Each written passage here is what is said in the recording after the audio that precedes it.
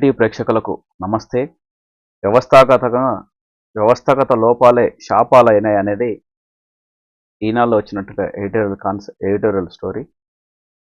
జనాభా పరంగా ఇండియాలో ప్రపంచంలోనే దీని మీద డిస్కషన్ చేద్దాం. అసలు ఏంది స్పోర్ట్స్ సంబంధించి, ఇందులో ఒలింపిక్స్ కావచ్చు, దాంతోపాటు రీసెంట్లీ జరిగినట్లుగా క్రీడల్లో పాటు ప్రపంచవ్యాప్తంగా జరుగుతున్నట్టుగా క్రీడలకు సంబంధించి భారత స్థానం ఏంటి, ఎందుకు ఇలా జరుగుతుంది ఏందనేది చూద్దాం. జనాభా పరంగా ప్రపంచంలోనే అగ్రస్థానం భారతదైతే, కానీ టోక్యో ఒలింపిక్స్లో 7 పతకాలు గెలిచిన భారత్ పారిస్ విశ్వ క్రీడల్లో మాత్రం 6తోనే సరిపెట్టుకుంది.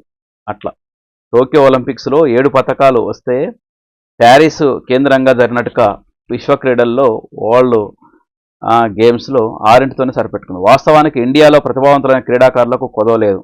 వాస్తవం 140 కోట్ల జనాభా ఉన్న దేశంలో క్రీడాకారులు రాకపోవటం ఏంది? పోటీకి ఒక మంది వచ్చినా 140 మంది కావాలి, 140 కోట్లల్లా చెప్తున్నా. అట్లాంటి పరిస్థితి ఉండాల్సిన దేశంలో ఎందుకు ఇట్లా తయారవుతుంది ఏందో చూద్దాం, డిస్కషన్ చేద్దాం. అట్టడుగు స్థాయి నుంచి వస్తున్నట్టుగా ఛాంపియన్లను తయారు చేసి వాళ్ళను ఛాంపియన్లుగా మార్చే వ్యవస్థ లోపభూయిష్టంగా ఉంది. ఒలింపిక్స్లో పతకాలు కొల్లగొడుతున్న అమెరికా కావచ్చు, చైనా లాంటి దేశాలతో పోలిస్తే భారత్ క్రీడా పాఠశాలలు అకాడమికుల సంఖ్య చాలా తక్కువ అని చెప్పుకోవచ్చు. ఒక చైనాలోనే క్రీడా పాఠశాలలు 2500 ఉన్నాయి. అంటే స్పోర్ట్స్ స్కూల్స్ కావచ్చు, స్పోర్ట్స్ కాలేజెస్ కావచ్చు, స్పోర్ట్స్ యూనివర్సిటీస్ కావచ్చు. 2500 ఉంటే మన దేశంలో అవి 35 మాత్రమే ఉన్నాయి. చూడండి ఎంత తక్కువ ఉన్నాయో, 35, జస్ట్ 35. ఇండియాలో అకాడమీలు 100 లోపే ఉండగా అమెరికాలో 300 పైన కొలువుదీరాయి. మన దగ్గరున్న అరకొర అకాడమీల్లోనూ వసతులు ఏముండవు, ఎక్కిరిస్తున్నాయి. దాంతో ఆరంభంలోనే క్రీడాకారులకు ప్రోత్సాహం కొరవడుతుంది. ప్రైవేటు సంస్థలే ఆధారం అని చెప్పుకోవచ్చు. అందులో ఏంటంటే హర్యానాలోని సోనీపత్ లాంటి సంస్థలను మినహాయించి అత్యుత్తమ వసతులున్న అకాడమీలు ఇండియాలో దాదాపు చాలా తక్కువ అని చెప్పుకోవచ్చు. రాష్ట్రంలో బాక్సింగ్ అకాడమీలో సరైన సదుపాయాలు లేక వేరే రాష్ట్రాలకు వెళ్ళి శిక్షణ తీసుకోవాల్సి వస్తుంది. ప్రపంచ ఛాంపియన్ కావచ్చు తెలంగాణ అమ్మాయి నిఖత్ జరీన్ ఇటీవల వాపోయింది. శిక్షణ కోసం బెంగళూరులోని JSW లాంటి ప్రైవేటు సంస్థలపైనే ఆధారపడాల్సి వస్తుంది. అమెరికా కావచ్చు, చైనాలో చిన్నతనం నుంచి పిల్లల్లో క్రీడా నైపుణ్యాలను పెంచే ప్రక్రియ నిరంతరం కొనసాగుతుంది. పిల్లల శారీరక సామర్థ్యం కావచ్చు, నైపుణ్యాల ఆధారంగా ఏ ఆటకు ఎవరు సరిపోతారో గుర్తించి ప్రోత్సహించాల్సిన అవసరం ఉంది, కానీ లేదు. ఐరోపా దేశాలు విశ్రాంతి కేంద్రాలు పెద్ద సంఖ్యలో కనిపిస్తాయి. వాటిలోని ఈత, జిమ్నాస్టిక్స్, గుర్రపు స్వారీలు, ఆర్చరీ వంటి క్రీడలు పాల్గొనడానికి తగిన వసతులు ఉంటాయి. చిన్నారులు అక్కడికి వెళ్ళి ఉచితంగానే శిక్షణ పొందుతారు. ప్రతి ఒక్కరూ కనీసం 3-4 ఆటల్లో నైపుణ్యం సాధిస్తారు. అలా ఉంటుంది పరిస్థితి. చివరికి తాము ఏ ఆటలో బలంగా ఉన్నామో అంచనాకు వచ్చి వాళ్ళ కోచ్లు, గైడులు సలహాలు తీసుకొని అందులోనే ఏ ఆటలో వాళ్ళు సెట్ అవుతారో ఆ ఆటలో కొనసాగుతారు. ఫస్ట్ 2-3 ఆటలు ఆడతారు. ఆ తర్వాత వాళ్ళకి ఏది ఆసక్తి ఉంటుంది, ఏంది వాళ్ళకు బలం ఏంది, బలహీనతలు అవన్నీ తెలుసుకొని ముందుకెళ్తారు. అప్పుడు వాళ్ళ కప్పులు వస్తాయి, వాళ్ళు గెలుస్తారు, ట్రోఫీలు గెలుస్తారు. కానీ మన దేశంలో అట్లా లేదు. ఇదే విధానం భారత్లో వస్తే ఖచ్చితంగా ఎక్కువ మంది ప్రతిభావంతులైన క్రీడాకారులు తయారవుతారు. అయితే ఇండియాలో కొన్ని ఆటలే సామాన్యులకు అందుబాటులో ఉంటాయి. టెన్నిస్ కావచ్చు, బ్యాడ్మింటన్ కావచ్చు, షూటింగ్ లాంటి ఖరీదైన ఆటల వైపు మొగ్గే పరిస్థితి ఉండదు. ఇండియాలో క్రీడలు వెనుకబాటుకు మరో కారణం కోచ్ల లేమిలే కారణం. క్రికెట్ లాంటి ఆటలు తప్ప మిగిలిన క్రీడల్లో అరుదైన కోచ్లు చాలా తక్కువ. క్రికెట్ ఏంటంటే ఒక బాల్, ఒక బ్యాట్ ఉంటే సరిపోతుంది, ప్రాక్టీస్ చేస్తారు. గల్లీలో కూడా ఆడి గల్లీల నుంచి మొదలుపెట్టి ఇంటర్నేషనల్ ట్రోఫీల వరకు, ఇంటర్నేషనల్ క్రికెటర్ వరకు, వరల్డ్ మ్యాచ్ల వరకు ఆడగలుగుతారు. ఆ విధంగా ఎదుగుతారు. కానీ మిగతా ఆటల్లో చాలా ఉండాలి సిస్టమ్, చాలా పరికరాలు అవసరం పడతాయి. అదే స్పోర్ట్స్ సంబంధించిన కిట్స్ అవసరం పడతాయి. దేశీయంగా వాలీబాల్ క్రీడ ఆడని ఊరంటూ ఉండదు. అయితే అంతర్జాతీయ స్థాయిలో మన ఆట తీసి కట్టే అంటే ఏంటి పనికిరాదన్నట్టు. వాలీబాల్ అనేది చాలా చోట్ల ఆడతారు, కానీ ఇక అదంతే. ఆసియా క్రీడల్లో వాలీబాల్లో ఒకప్పుడు భారత్ 3 పతకాలు గెలిచింది. తర్వాత ఆ ఆటలో రాణించలేకపోతుంది. ఫుట్బాల్ పరిస్థితి అంతే. ఒకప్పుడు ఇందులో ఒలింపిక్స్లో 4వ స్థానంలో నిలిచి ఉన్న భారత్ ఇప్పుడు అంతర్జాతీయ స్థాయిలో ఉనికి కోసం పాటుపడుతుంది. మౌలిక వసతులు లేక, కోచ్ల కొరత వల్ల ఈ క్రీడల్లో ప్రతిభావంతులు వెలుగులోకి రాలేకపోతున్నారు. ఫుట్బాల్ కావచ్చు, దాంతోపాటు వాలీబాల్ కావచ్చు, దాంతోపాటు కబడ్డీ కావచ్చు, బ్యాడ్మింటన్ కావచ్చు, వీటన్నిటికీ సరైన వసతులు లేవు, సరైన ప్రోత్సాహకం లేకపోవడం వల్లనే వెనకబడిపోతుంది. ఈ క్రికెట్ అనేది ఇంకోటి, జనాలు కూడా మిగతా ఆటల్ని బాగా ఇష్టపడాలి, ఒక క్రికెట్ని చూస్తుంటారు. ఎందుకంటే తెలవక మిగతా కొన్ని టెర్మినాలజీ, స్పోర్ట్స్ టెర్మినాలజీ తెలవక కూడా చూడరు, పట్టించుకోరు అన్నట్టు. అట్లా ఎందుకంటే ఒక అర్ధగంటలో అయిపోయే గేమ్ని చూడరు, గంటలు గంటలు రోజులు రోజులు ఉన్నటువంటి ఒక క్రికెట్ని బాగా చూస్తుంటారు. అట్లా అది కాదు కదా. అట్లా జనాలు కూడా అన్నిటిని ప్రోత్సహించాలి. తాజాగా రెజ్లింగ్ సమాఖ్య, రెజ్లింగ్ కూడా అంతే, నిషేధానికి గురవడంతో ప్రపంచ ఛాంపియన్షిప్నకు వెళ్లాల్సిన క్రీడాకారులు కూడా స్వదేశంలోనే ఉండిపోయారు. అట్లా చూసిరా, రెజ్లింగ్లో ఒక లొల్లి జరిగింది, ఆ లొల్లితోటి దాని ఛాంపియన్షిప్కి వెళ్ళాల్సిన వాళ్ళు వెళ్ళకపోయినాడు. దానికి ఏంటంటే దాని ఫెడరేషన్ని నిషేధం చేశారు.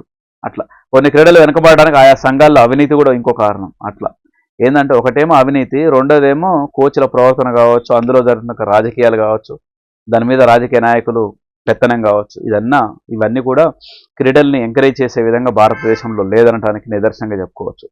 క్రీడలను కెరీర్గా ఎంచుకుంటే తమ భవిష్యత్తు ఏమవుతుందన్న సందేహం చాలా మందిలో ఉంది, చాలా మంది పేరెంట్స్లో ఉంది. ఎవరైనా స్పోర్ట్స్ ఆడుతారంటే వాడు ఎమ్మటే భయపడతారు తల్లిదండ్రులు.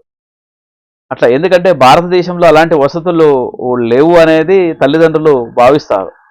దానికి కారణం ప్రభుత్వాలు కూడా చొరవ తీసుకోవాలి. ఎందుకంటే ఇప్పుడు ఒక పెద్ద క్రికెట్ స్టేడియాన్ని, ఇప్పుడు ఒక స్టూడెంట్, ఒక పేరెంట్ వాళ్ళకు ఒక స్టూడెంట్ని విషయంలో పేరెంట్ ఎట్లా ఉంటారంటే, వాడికి ఇప్పుడు ఎగ్జాంపుల్ వానికి ఒక మంచి క్రికెటర్ కావాలని ఉంది, చిన్న వయసులో కలిగింది ఆ కోరిక. ఆయనకైతే పెద్ద క్రికెట్ స్టేడియాన్ని అయితే నిర్మించి ఇవ్వలేడు కదా తల్లిదండ్రులు. అందుకే ఏం చేస్తారు, వాళ్ళ అందుబాటులో ఉన్నటువంటి ఏది స్కూల్ బ్యాగ్స్ కావచ్చు, బుక్స్, పెన్స్ ఇవన్నీ అందుబాటులో ఉంచుతారు. అట్లా చదువుకొని బాగుపడరు నాయనని చెప్తారు. అంతేగాని ఆయనకున్న ఆసక్తి, పిల్లలకున్న ఆసక్తి ఏంటి, వాళ్ళు స్పోర్ట్స్ ఆడాలి, మంచిగా వాళ్ళ ఆసక్తిని, వాళ్ళ ప్రతిభను చూపించుకోవాలని వాళ్ళు అనుకుంటారు. కానీ ఇక్కడ పరిస్థితి అట్లా ఉండదు. ఎందుకంటే భారతదేశంలో, ఎందుకంటే ఓ పెద్ద స్టేడియం నిర్మించలేరు, చిన్న ఇండోర్ స్టేడియం నిర్మించలేరు, అవన్నీ కాదు తల్లిదండ్రులతోటి. ఇవన్నీ ఎవరు చేయాలి, ప్రభుత్వాలు చేయాలి. యూనిక్గా చేసి అందరికీ ఉపయోగపడుతుంది. ఆసక్తి ఉన్న వాళ్ళు బయటకు వస్తారు కదా, మంచి నైపుణ్యం ఉన్న వాళ్ళు బయటకు వస్తారు. అది లేనలేదు ప్రభుత్వాలు. అందుకనే స్పోర్ట్స్ మీద కూడా దృష్టి పెట్టాలి. అప్పట్లో రేవంత్ రెడ్డి పెడితే కూడా చాలా మంది పట్టించుకోదు అనేది దాంతో ఏంటంటే ప్రభుత్వానికి కూడా ఆసక్తి ఉండదు. అన్నీ ఉండాల్సిందే స్పోర్ట్స్ ఇంటర్నేషనల్ స్థాయిలో. అరే భారత పతాకం కనీసం ఎరగకపోతే ఎట్లా, 140 కోట్ల జనాభా ఉంది, కోటికి ఒక్క మంది బయటకు వచ్చినా కానీ అన్ని పథకాలు మనకే రావాలి. ప్రతి ఆటలో 140 మంది బయటికి వెళ్తే, అంటే క్రికెట్లో 140 మంది, ఒక కోటికి ఒక్కళ్ళే రావాలి బయటికి. కోటి మందిలో ఒక్కరు రారా? ఎందుకు రారు? వస్తారు. దానికి సరైన సౌకర్యాలు ఉండవు, తిండి ఉండదు, ఫస్ట్ మంచినీళ్ళు ఉండవు, ఇవన్నీ అట్లాంటి పరిస్థితి. ఎందుకంటే ఏర్పాటు చేయాలని కాలక్రమంలో వీడ్కోలు పలకాల్సిన చదువులపై పూర్తి దృష్టి పెడుతున్నారు. అట్లా కెరీర్ని స్పోర్ట్స్గా ఎంచుకున్నట్టు పరిస్థితి మన దేశంలో లేదు. ఇప్పుడు మంచిగా స్పోర్ట్స్ స్టార్ అయింది అనుకో, ఆయన మంచిగా ఆడినంత కాలం ఆడతాడు, ఆ తర్వాత రిటైర్డ్ అయిన తర్వాత కోచ్గా వ్యవహరిస్తారు కదా. వివిధ రాష్ట్రాల్లో, వివిధ దేశాలు, వివిధ యూనివర్సిటీలలో కోచ్గా ఉద్యోగాలు ఇవ్వచ్చు వాళ్ళకు, కానీ ఇవ్వరు, రావు, ఫస్ట్ లేవు. అట్లా అది అన్నట్టు. అట్లాంటి పరిస్థితి రాకుండా ప్రభుత్వాలు కూడా దృష్టి పెట్టాలి. అట్లా స్పోర్ట్స్ ఒక కెరీర్గా ఎంచుకునేటువంటి పరిస్థితి భారతదేశంలో లేదు. అట్లా లేకపోవడానికి తల్లిదండ్రుల విషయం కాదు, ప్రభుత్వాలు ఏర్పాటు చేయాలని తల్లిదండ్రులకు తెలుసు కాబట్టి పాపం ఆసక్తినున్నా పాపం పిల్లలకున్న ఆసక్తిని చంపేసి, వాళ్ళ ఆసక్తిని చంపి వీళ్ళ ఆసక్తిని చెప్తారు. దానికి రీజన్ ఏంటంటే ఉన్నట్టు సౌకర్యాలు, మేము కూడా అట్లా ఇబ్బంది పడి వచ్చినాం కదా, మా పిల్లలు కూడా ఎందుకు అట్లా ఇబ్బంది పడాలి అనే కాన్సెప్ట్లో వెళ్తుంటారు. ఎవరైనా ఏ పేరెంట్స్ అయినా అట్లా వెళ్తుంటారు. సో అందుకే దానికి కారణం ఒకటి కాదు, చాలా ఉంటాయి. ఇటీవల అర్చన కామత్ అనే అంతర్జాతీయ టేబుల్ టెన్నిస్ క్రీడాకారిణి 24 ఏళ్లకే ఆటకు వేడుకోలు చెప్పింది. చూడండి ఎంత దారుణం. ఆమె నేర్చుకున్నది మంచి ఫామ్లో ఉండగానే రిటైర్డ్ ప్రకటించాల్సిన పరిస్థితి. 24 ఏళ్లకే స్పోర్ట్స్లో రిటైర్డ్ ప్రకటించే పరిస్థితికి రావటం అంటే ఏంది? తల్లిదండ్రులు సైతం క్రీడల్లో కాకుండా ఉద్యోగాలు వచ్చే చదువుల్లోనే తమ పిల్లలు ప్రోత్సహిస్తుంటారు. అవును, మరి నేను ఇప్పుడు చెప్పిన స్టోరీ అంతా అదే అన్నట్టు. దాంతో నైపుణ్యం ఉన్న చిన్నారులు వెలుగులోకి రావడం లేదు. ముందు ప్రభుత్వాలను ప్రశ్నించాలి మనం. ఈ పరిస్థితి మారాలి. మట్టిలో మాణిక్యాలను గుర్తించడం చాలా మంది ఉన్నారు. ఆ మట్టిలో ఉన్న మాణిక్యాలు ఏ మట్టిలో ఆడుకోవాలని చెప్పాలి కదా. తానబట్టేందుకు ప్రభుత్వాలు ప్రత్యేక చొరవలు తీసుకోవాలి. ఖేలో ఇండియా లాంటి పథకాలను మరిన్ని అమలు చేసేసి నిధులు పక్కగా, అంతా అవినీతే. విషయం ఏంటంటే స్పోర్ట్స్లో అంతా అవినీతే ఉంటుంది.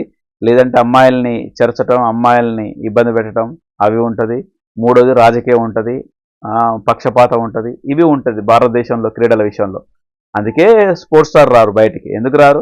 1 కోటి మందిలో ఒకరు రాడా? మస్తుగా వస్తారు. మొత్తం సుందర్ పిచ్చే ఏంది ఆయన ఆయన ఆసక్తి ఏంటంటే ఆయన ఆసక్తి ముందర ఇవన్నీ ఏం పని చేయలేదు. ఆయన ఏంటి చెప్పులు వేసుకోకుండా బ్యాడ్మింటన్ ఆడిండు. ఒకసారి నేను ఎందుకంటే ఆయన ఇంటర్వ్యూ చేసిన నేను సుందర్ పిచ్చయ్యని ఇంటర్వ్యూ చేసిన ఆయన మీద అర్ధగంట స్టోరీ చేసిన అతి తక్కువ మంది జర్నలిస్టులలో నేను ఒకరిని. అట్లా ఆయన మీద స్పెషల్ డాక్యుమెంట్ లెక్క చేసినాం. రీజన్ ఏంటంటే ఆయన చెన్నై పోయినప్పుడు సాయంత్రం ప్రాక్టీస్ చేస్తున్నాడు బ్యాడ్మింటన్. చేస్తుంటే ఆయన చెప్పులు లేకుండా చేస్తుంటే నవ్వుకున్నారట. అమ్మ వీడికి కనీసం చెప్పులు కొనుక్కునే అట్నగా స్తోమత కూడా లేదు, వీడొచ్చేసి గ్రౌండ్లో బాగా ప్రాక్టీస్ చేస్తున్నారు అని నవ్వుకున్నారట. ఏది చెన్నైకి సంబంధించిన బ్యాడ్మింటన్స్. తెల్లారి గ్రౌండ్లోకి దిగి అదే చెప్పులు లేకుండా కొడుతుంటే ఒక కాకు మొత్తం షేక్ అవుతుంటే బాల్ మొత్తం షేక్ అవుతుంటే అప్పుడు సుందర్ పిచ్చాయ్ అంటే ఏందనేది అందుకే ఈనాడు ఇప్పుడు మనం చదువుతున్నట్టు ఈనాడు ఇదే పేపరు అప్పట్లో ఏంది గ్రౌండ్ను దున్నేసిన సుందర్ పిచ్చాయ్ అని పెట్టేసిండ్రు హెడ్లైన్. గ్రౌండ్ను దున్నేసిన సుందర్ పిచ్చాయ్, చెప్పులు లేకుండా దున్నేసిండు అనుకుంటూ. అట్లా అంటే ఏంటంటే రీజన్ ఏంటంటే చిచ్చు పోపించారు. అట్లా ఆయన ఆసక్తి ఆ విధంగా సుందర్ పిచ్చాయ్ కూడా మన దేశంలో ఉండే ఒక స్పోర్ట్స్ అంశాల మీద చాలా అంశాలను చెప్పారు. ఇట్లాంటి పరిస్థితులు ఉంటాయి క్రీడల్లో అనే అంశాన్ని చెప్పిండు అన్నట్టు. అట్లా అంటే సరైన సౌకర్యం కనీసం షూ కూడా లేనటువంటి ఒక పరిస్థితి మన క్రీడాకారులకు ఉందంటే దాన్ని బట్టి అర్థం చేసుకోవాలి. అది ఏ కాలం అయినా ఎప్పుడైనా కానీ అట్లాంటి పరిస్థితి. ఇంకోటి ఏంటంటే కొంతమంది వ్యాపారవేత్తలు వ్యాపార సంస్థలు కూడా ఉంటాయి. ఇప్పుడు టాటా, బిర్లా వీళ్ళంతా ఉన్నారు కదా, ఆదాని, అంబానీలు, వీళ్ళు కూడా కొంత స్పోర్ట్స్ స్టార్లకు వచ్చిన తర్వాత మెడల్స్ వచ్చిన తర్వాత పోయి డబ్బులు ఇవ్వటము లేదంటే చేయటమో కాదు, ముందుగానే కొన్ని ఇలాంటి పేపర్లలో వస్తుంటాయి. కొంతమంది మంచిగా ఆడేటోళ్ళు లేదంటే కోచ్ని అడిగితే చెప్తారు, లేదంటే వాళ్ళకు వచ్చినట్టుగా స్పోర్ట్స్ ఏమంటారు స్పోర్ట్స్ శాఖలు ఉంటాయి కదా, ఏమంటారు క్రీడా శాఖ మంత్రులు ఉంటారు, మంత్రిత్వ శాఖలో కొంతమంది రిపోర్ట్ తీసుకుంటుంటారు. వాళ్ళకు చెప్పేసి ఇట్లాంటి వాళ్ళకు ఇనిషియల్ వాళ్ళకు కొంత సపోర్ట్ ఆర్థికంగా సపోర్ట్ చేసేస్తే, లేదంటే మీరు డబ్బులు ఇస్తే వాళ్ళు వేరే విధంగా ఖర్చు పెట్టరు అనుకుంటే ఒక క్రీడకు సంబంధించిన వస్తువులు కొనిచ్చవచ్చు. షూ కావచ్చు, వాళ్ళకి సంబంధించిన బ్యాట్లు, కాకులు, బాల్స్ ఇవన్నీ అందుబాటులో ఉంచితే వాళ్ళకి సంబంధించిన రక్షణకు సంబంధించినవి అట్లాంటివి కొని ఇచ్చేస్తే వాళ్ళు మంచిగా ఆడతారు కదా. అట్లాంటిది లేదు మన దేశంలో, అన్నీ లేదు. ఏం చేస్తాం, ఇప్పటికైనా జనాలు అందరూ మారాలని కూడా ఆశిద్దాం. Thank you one and all.